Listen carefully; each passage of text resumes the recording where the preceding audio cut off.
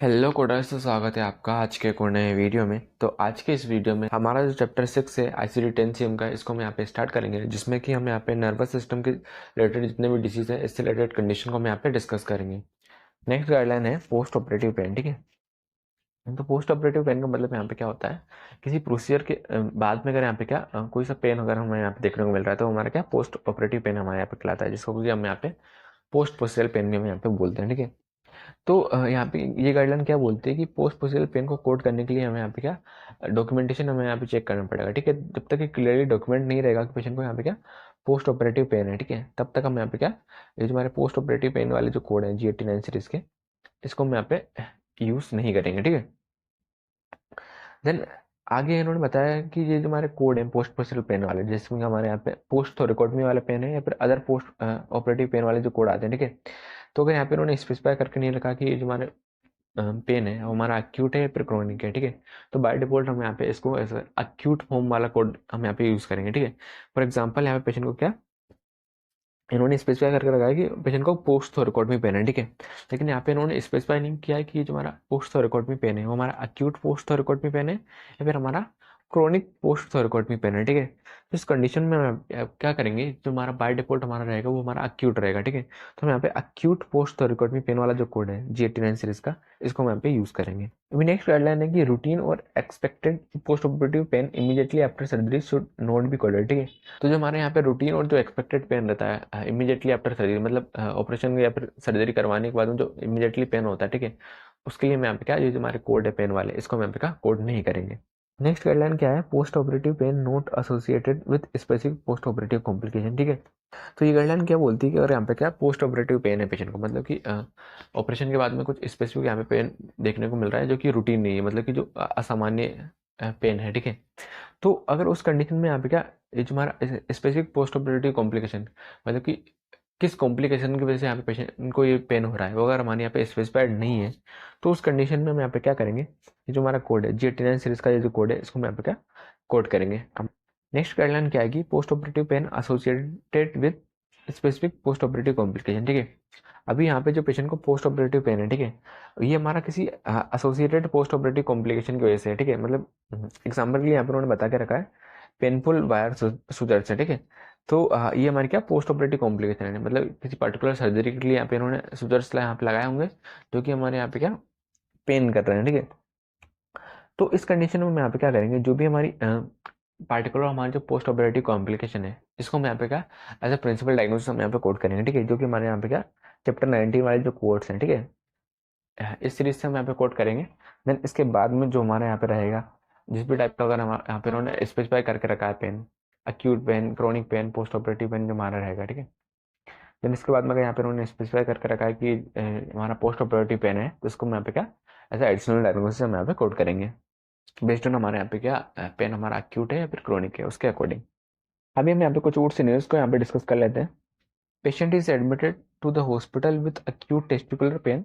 The patient had a vasectomy yesterday and the physician documents post procedural pain. ठीक है, तो यहाँ पे क्या पेशेंट एडमिट हुआ है हॉस्पिटल में विथ acute testicular pain। ठीक है, पेशेंट को क्या acute testicular pain यहाँ पे हो रहा है। ठीक है, आगे उन्होंने बताया कि the patient had a vasectomy yesterday, patient को क्या यहाँ पे वासेक्टमी हुई थी yesterday कल। ठीक है, and the physician documents post procedural pain. ठीक है, और यहाँ पर फिजिशियन ने क्लियरली डॉक्यूमेंट कर दिया कि ये जो पेन है वो हमारे यहाँ पे क्या पोस्ट प्रोसीजरल पेन है। ठीक है, तो भी हमने इसके रिगार्डिंग गाइडलाइन डिस्कस करी थी कि अगर हमारे यहाँ पे क्या पेशेंट यहाँ पे किसके लिए हमारे यहाँ पे आ रहा है, पेन मैनेजमेंट के लिए हमारे यहाँ पे आता है। ठीक है, मतलब पोस्ट प्रोसीजरल पेन का यहाँ पे डॉक्यूमेंट किया गया है। ठीक है, तो हम यहाँ पे क्या करेंगे, जो हमारा पोस्ट प्रोसीजरल पेन है, ठीक है, इसको हम यहाँ पे क्या एज ए प्रिंसिपल डायग्नोसिस हम यहाँ पे कोड करेंगे। देन इसके बाद में जो भी हमारे यहाँ पे साइट रहेगी, ठीक है, उसको हम यहाँ पे कोड करेंगे। ठीक है, तो यहाँ पे उन्होंने G89.18 ये जो हमारा कोड है अक्यूट पोस्ट प्रोसीजरल पेन, ये हम यहाँ पे इन्होंने एज ए प्रिंसिपल डायग्नोसिस यहाँ पे कोड किया है। देन इसके बाद में ये जो पेन की साइड है टेस्टिकुलर पेन है, ठीक है, इसको यहाँ पे इन्होंने कोड किया है N50.8। ठीक है, यहाँ पे क्या ये जो डेफिनेटिव डायग्नोसिस यहाँ पे क्लियर नहीं थी, इसलिए हमने यहाँ पे क्या साइट स्पेसिफिक वाला जो कोड है इसको हमने यहाँ पे यूज किया है N50.8। नेक्स्ट एग्जाम्पल है, patient has acute pain secondary to lumbar spinal stenosis. She is admitted for insertion of neurostimulator for pain control. The generator is inserted into the chest pocket and the leads are inserted into the spinal canal via open approach। ठीक है, तो यहाँ पे क्या हो रहा है, यहाँ पे पेशेंट को एक्यूट पेन हो रहा है सेकेंडरी टू, मतलब किसकी वजह से हमारे यहाँ पे हो रहा है, लंबर स्पाइनल स्टेनोसिस की वजह से यहाँ पे पेशेंट को एक्यूट पेन देखने को मिल रहा है। ठीक है, अब यहाँ पे ये जो पेशेंट है वो एडमिट हुआ है किसके लिए, insertion of neuro stimulator for pain control. ठीक है, न्यूरो स्टिमुलेटर का इंसर्जन करवाने के लिए यहाँ पे पेशेंट आया है। ठीक है, आगे इन्होंने बताया कि generator inserted into the chest pocket, generator को यहाँ पे इन्होंने इंसर्ट कर दिया है, लीड को भी यहाँ पे इंसर्ट कर दिया है, spinal canal via open approach. ठीक है, स्पाइनल कैनाल में। ठीक है, अभी हमने क्या गाइडलाइन डिस्कस करी थी, जबकि पेशेंट यहाँ पे क्या न्यूरो स्टिमुलेटर के इंसर्जन के लिए अगर यहाँ पे पेशेंट आता है, ठीक है, तो हम यहाँ पे क्या करेंगे, ये जो हमारी एज अ प्रिंसिपल डायग्नोसिस रहेगी। ठीक है, इसमें मैं यहाँ पे क्या, ये जो हमारा कोड है GT9 सीरीज, ये वाला कोड हम यहाँ पे यूज़ करते हैं। ठीक है, जिस भी टाइप का हमारे यहाँ पे पेन रहता है। ठीक है, अभी यहाँ पे क्या है, पेशेंट को क्या लंबर स्पाइनल स्टेनोसिस की वजह से यहाँ पे पेन है। ठीक है, तो अभी हमारे पास यहाँ पे क्या एक्यूट पेन के लिए यहाँ पे क्या, जो हमारी GT9 सीरीज का जो कोड है अनस्पेसिफाइड, वो वाला कोड हमारे पास यहाँ पे नहीं है। ठीक है, तो हम यहाँ पे क्या साइड स्पेसिफिक पेन वाला जो कोड है M51.5 ठीक है, मतलब लो बैक पेन, ये वाला कोड हम यहाँ पे यूज़ करेंगे। देन इसके बाद में यहाँ पे क्या पेशेंट को लंबर स्पाइनल स्टेनोसिस यहाँ पे हुआ है। ठीक है, तो इसके लिए हम यहाँ पे क्या M48.06 ये वाला कोड हम यहाँ पे यूज़ करेंगे। नेक्स्ट गाइडलाइन है, patient is admitted with acute back pain after being rear ended by a vehicle while driving her children to school. ठीक है, तो यहाँ पे पेशेंट क्या एडमिट हुआ है किसके लिए, एक्यूट बैक पेन के लिए। ठीक है, क्यों, after being rear ended by vehicle. ठीक है, यहाँ पे व्हीकल से यहाँ पे क्या कोलिजन यहाँ पे हो गया। ठीक है, while driving children to school, जबकि ये पेशेंट क्या इसके चिल्ड्रन को यहाँ पे क्या स्कूल में ड्राइव कर रहा था। ठीक है, तो भी यहाँ पे क्या इन्होंने स्पेसिफाई नहीं किया कि ये जो हमारा पेन है, ये जो हमारा पेशेंट है वो हमारे क्या पेन मैनेजमेंट के लिए आया है। ठीक है, तो हम यहाँ पे क्या करेंगे, ये जो हमारा साइड स्पेसिफिक कोड है हमारे यहाँ पे एक्यूट बैक पेन है। ठीक है, इसको हम यहाँ पे कोड करेंगे M51.9। देन इसके बाद में ये जो हमारा कोड है, हाँ, हमारा acute pain due to trauma, क्योंकि यहाँ पे पेशेंट को क्या कोलिजन यहाँ पे हुआ था। ठीक है, ट्रामा यहाँ पे हुआ है। ठीक है, इसके लिए हम यहाँ पे क्या G89.11 वाला जो कोड है acute pain due to trauma, ये वाला कोड हम यहाँ पे यूज़ करेंगे। देन इसके बाद में यहाँ पे क्या एक्सटर्नल कोर्स कोड हम यहाँ पे यूज़ कर सकते हैं ये बताने के लिए कि हमारी इंजरी कैसे हुई, तो हम यहाँ पे V43.52X है, ये वाला कोड हम यहाँ पे यूज़ करेंगे। नेक्स्ट है हमारे पास यहाँ पे patient presents to the ER with acute chest pain secondary to being kicked in the chest by a horse. ठीक है, तो यहाँ पे क्या पेशेंट यहाँ पे आया है ER में acute चेस्ट पेन के लिए। ठीक है, secondary to being kicked in the chest by a horse. ठीक है, अब ये जो हमारा एक्यूट बैक पेन हो रहा है हमारा किसकी वजह से हमारा यहाँ पे हो रहा है, क्योंकि यहाँ पे हॉर्स ने यहाँ पे क्या इसकी चेस्ट में मार दिया है। ठीक है, इसकी वजह से। तो अभी यहाँ पे क्या इन्होंने इस पहले सिनेरियो में इन्होंने स्पेसिफाई नहीं किया कि ये जो हमारा पेशेंट है वो हमारा पेन मैनेजमेंट के लिए आया है। ठीक है, तो इस कंडीशन में हम यहाँ पे क्या करेंगे, ये जो हमारा साइड स्पेसिफिक कोड है, ठीक है, चेस्ट पेन का R07.9, इसको हम यहाँ पे कोड करेंगे। देन इसके बाद में ये जो हमारा कोड है G89.11, ये वाला को हम यहाँ पे कोड यूज करेंगे ये बताने के लिए कि हमारा अक्यूट पेन है due to trauma. Next example है, patient is seen in physician's office after having a lesion removed from the lung, patient presents complaining of chest pain, the physician diagnosis is post thoracotomy pain. ठीक है, तो यहाँ पे क्या हो रहा है, पेशेंट आया है फिजिशियन के ऑफिस में after having a lung lesion remove. ठीक है, यहाँ से क्या इसका लीजन यहाँ पे क्या रिमूव कर दिया गया था, कहाँ से, लंग से। ठीक है, तो अभी करंट में यहाँ पे पेशेंट को क्या हो रहा है, चेस्ट पेन यहाँ पे देखने को मिल रहा है। ठीक है, तो आगे इन्होंने जो फिजिशियन है उसने यहाँ पे डायग्नोसिस दी है कि पोस्ट थोरेकोटमी पेन। ठीक है, तो यहाँ पे क्या पोस्ट थोरेकोटमी पेन हो रहा है। ठीक है, तो भी जो पोस्ट थोरेकोटमी पेन है, ठीक है, इसके लिए मैं क्या करेंगे, जो हमारी ऐसे प्रिंसिपल डायग्नोसिस में यहाँ पे जी सीरीज वाला कोड यूज करेंगे G89.12। देन इसके बाद में जो हमारा साइट स्पेसिफिक कोड है हमारा चेस्ट पेन का, तो R07.9 ये वाला कोड हम यहाँ पे यूज करेंगे। नेक्स्ट एग्जांपल है, patient is 1 month status post TURP, patient presents to the physician office with acute abdominal pain. After examination and assessment, the physician documents acute post TURP pain। ठीक है, तो यहाँ पे इन्होंने बताया कि 1 मंथ स्टेटस पोस्ट TURP। ठीक है, तो 1 महीने पहले यहाँ पे क्या इसका TURP हो चुका है। ठीक है, ये प्रोसीजर है। Patient present to physician office with acute abdominal pain। ठीक है, देन यहाँ पे पेशेंट को क्या acute abdominal pain यहाँ पे हो रहा है। ठीक है, देन यहाँ पे असेसमेंट करने के बाद में जो फिजिशियन है वहाँ पे उसने डॉक्यूमेंट किया है कि ये जो पेन है इसको यहाँ पे क्या पोस्ट TURP पेन है। ठीक है, मतलब कि यहाँ पे क्या हो रहा है, पोस्ट पोस्टल पेन यहाँ पे पेशेंट को हो रहा है। ठीक है, तो अगर यहाँ पे पेशेंट को पोस्ट पोस्टल पेन है, ठीक है, तो हम यहाँ पे क्या करते हैं, सबसे पहले हम यहाँ पे G89 सीरीज वाला कोड यूज़ करेंगे। और यहाँ पे इन्होंने बता भी रखा कि जो हमारा पेन है वो हमारा क्या अक्यूट पेन है। ठीक है, तो हम यहाँ पे क्या अक्यूट पोस्ट पोस्टल पेन के लिए हम यहाँ पे G89.18 ये वाला कोड यूज़ करेंगे। देन इसके बाद में जो हमारा साइड स्पेसिफिक पेन है एब्डोमिनल पेन, इसके लिए हम यहाँ पे R10.9 वाला कोड हम यहाँ पे यूज़ करेंगे। नेक्स्ट गाइडलाइन है क्रोनिक पेन के लिए। ठीक है, तो ये जो हमारा क्रॉनिक पेन है, ठीक है, इसके लिए हमारे पास यहाँ पे जो हमारी सब कैटेगरी है GATN-1-2, इस वाली कैटेगरी में से हम यहाँ पे कोड यूज़ करते हैं, जो कि हमारी बताती है कि हमारा क्रॉनिक पेन है, हमारा क्रॉनिक पोस्ट पोस्चरल पेन है, क्रॉनिक पोस्ट थोरैकोटॉमी पेन है, या फिर अदर क्रॉनिक पेन है, ठीक है। तो ये हमारे क्या GATN-1-2 सब कैटेगरी में हमारे यहाँ पे आता है, ठीक है। आगे इन्होंने बता के रखा है कि पेन हमारे यहाँ पे कब क्रोनिक रहेगा, इसके लिए यहाँ पे कोई टाइम फ्रेम हमें यहाँ पे देखने को नहीं मिलेगी। तो हमें यहाँ पे क्या प्रोवाइडर के डॉक्यूमेंटेशन के अकॉर्डिंग हमें चलना है। जब प्रोवाइडर डॉक्यूमेंट करता है कि पेशेंट को क्रोनिक पेन है, तभी जाके हम यहाँ पे क्या क्रोनिक पेन वाला कोड हम यहाँ पे यूज़ करेंगे। नेक्स्ट गाइडलाइन है न्यूप्लाज्म रिलेटेड पेन, ठीक है। तो ये वाली गाइडलाइन हम यहाँ पे ये जो हमारे इससे पहले वाला जो चैप्टर 2 था, इसमें हम यहाँ पे डिस्कस कर चुके हैं। बाकी हम एक बार और डिस्कस कर लेते हैं। तो ये गाइडलाइन हमारी क्या बोलती है कि न्यूप्लाज्म रिलेटेड पेन के लिए हमारे पास यहाँ पे कोड है GATN-9.3, ठीक है।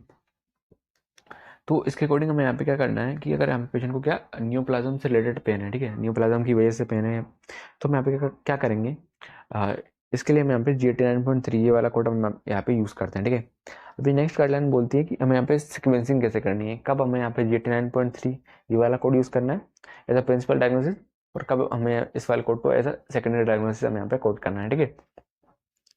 तो इसके लिए यहाँ पे क्या रीज़न फॉर एनकाउंटर हमें यहाँ पे चेक करना पड़ेगा कि पेशेंट यहाँ पे क्या पेन मैनेजमेंट के लिए वहाँ पे आया है, या फिर पेशेंट न्यूप्लाज्म के ट्रीटमेंट के लिए यहाँ पे पेशेंट आया है, ठीक है। तो अगर यहाँ पे reason for encounter pain management के लिए यहाँ पे है, और साथ में पेशेंट को क्या न्यूप्लाज्म भी है, ठीक है, तो हम यहाँ पे क्या करेंगे, ये जो हमारा कोड है GATN-9.3, इसको हम यहाँ पे क्या एज अ प्रिंसिपल डायग्नोसिस हम यहाँ पे कोड करेंगे। देन इसके बाद भी जिस भी टाइप की मैलिग्नेंसी या फिर न्यूप्लाज्म पेशेंट को है, ठीक है, उसको हम यहाँ पे क्या एज अ सेकेंडरी डायग्नोसिस हम यहाँ पे कोड करेंगे, ठीक है। नेक्स्ट गाइडलाइन क्या बोलती है कि पेशेंट को यहाँ पे क्या न्यूप्लाज्म रिलेटेड पेन भी है, ठीक है, और यहाँ पे पेशेंट क्या न्यूप्लाज्म के ट्रीटमेंट के लिए आ रहा है, तो उस कंडीशन में हम यहाँ पे क्या करेंगे, ये जो हमारा कोड है जिस भी पार्टिकुलर न्यूप्लाज्म का, उसको हम यहाँ पे एज अ प्रिंसिपल डायग्नोसिस हम यहाँ पे कोड करेंगे। देन इसके बाद में जो भाई हमारा जो कोड है GATN-9.3 न्यूप्लाज्म रिलेटेड पेन, इसको हम यहाँ पे क्या एज अ सेकेंडरी डायग्नोसिस हम यहाँ पे कोड करेंगे। देन इसके बाद में हमें यहाँ पे ये ध्यान रखना है कि इसके बाद में हम यहाँ पे जो साइट स्पेसिफिक पेन कोड है, इसको हम यहाँ पे कोड नहीं करेंगे, ठीक है। तो क्या हमने यहाँ पे डिस्कस किया कि हमारे यहाँ पे जो हमारा पेन का जो कोज है, ठीक है, वो हमारे यहाँ पे क्या स्पेसिफाइड है, न्यूप्लाज्म यहाँ पे इन्होंने स्पेसिफाई कर दिया है, जिसकी वजह से यहाँ पे पेशेंट को पेन हो रहा है। तो हमारा जो साइट स्पेसिफिक पेन है, इसको हम यहाँ पे कोड नहीं करेंगे। अभी नेक्स्ट गाइडलाइन क्या है इसकी, कि ये जो हमारा कोड है GATN-9.3 न्यूप्लाज्म रिलेटेड पेन, ठीक है, इसको हम यहाँ पे क्या अक्यूट पेन और क्रोनिक पेन, ठीक है, दोनों के लिए हम यहाँ पे यूज कर सकते हैं। अभी नेक्स्ट गाइडलाइन आती है क्रोनिक पेन सिंड्रोम, ठीक है। तो ये हमारी गाइडलाइन क्या बोलती है कि जो हमारा क्रोनिक पेन सिंड्रोम है और हमारा सेंट्रल पेन सिंड्रोम है, ठीक है, जिसका हमारे पास यहाँ पे कोड है GATN-9.0 एंड GATN-9.4, ठीक है, ये हमें तभी यूज़ करना है जबकि यहाँ पे हमारा जो प्रोवाइडर है वो हमारा क्लियरली डॉक्यूमेंट करता है कि पेशेंट को सेंट्रल पेन सिंड्रोम है, तब जाके हम यहाँ पे GATN-9.0 वाला कोड यूज़ करेंगे। एंड डॉक्यूमेंट करता है कि क्रोनिक पेन सिंड्रोम है, तब जाके हम यहाँ पे क्या GATN-9.4 वाला कोड हम यहाँ पे यूज़ करेंगे, ठीक है। तो हमें यहाँ पे क्या कंफ्यूज नहीं होना कि अगर यहाँ पे डॉक्यूमेंटेशन में लिखा है कि पेशेंट को क्रोनिक पेन है, ठीक है, तो क्रोनिक पेन एक अलग चीज़ है और सेंट्रल पेन सिंड्रोम एक अलग कंडीशन है, और हमारा क्रोनिक पेन सिंड्रोम एक अलग कंडीशन है, ठीक है। तो जब तक हमारा डॉक्टर स्पेसिफाई नहीं कर देता है कि पेशेंट को क्रोनिक पेन सिंड्रोम है या फिर सेंट्रल पेन सिंड्रोम है, तब तक हम ये वाला जो कोड है GATN-9.0 और GATN-9.4 ये वाले कोड हम यहाँ पे यूज़ नहीं करेंगे। अभी एग्जाम्पल हम यहाँ पे डिस्कस कर लेते हैं। Patient is 2-year status post lumbar laminectomy and is being seen against for chronic low back pain, ठीक है। तो यहाँ पे क्या 2 साल पहले यहाँ पेशेंट की क्या लंबर लेमिनेक्टमी यहाँ पे हुई थी, ठीक है। अभी यहाँ पे जो पेशेंट है किसके लिए आ रहा है, हमारा क्रोनिक लो बैक पेन के लिए आ रहा है, यहाँ पे पेशेंट आ रहा है, ठीक है।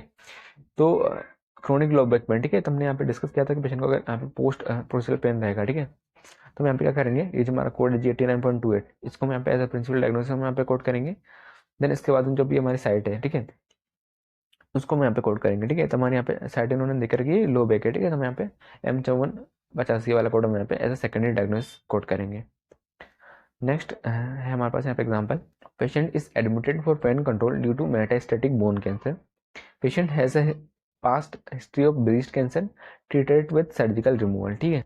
तो यहाँ पे जो पेशेंट एडमिट हुआ है वो हमारा क्या पेन कंट्रोल की वजह से हुआ है, ठीक है, due to metastatic bone cancer. Patient को क्या यहाँ पे क्या मेटास्टेटिक बोन कैंसर है, ठीक है, मतलब यहाँ पे सेकेंडरी साइट है यहाँ पे इसकी क्या कैंसर की।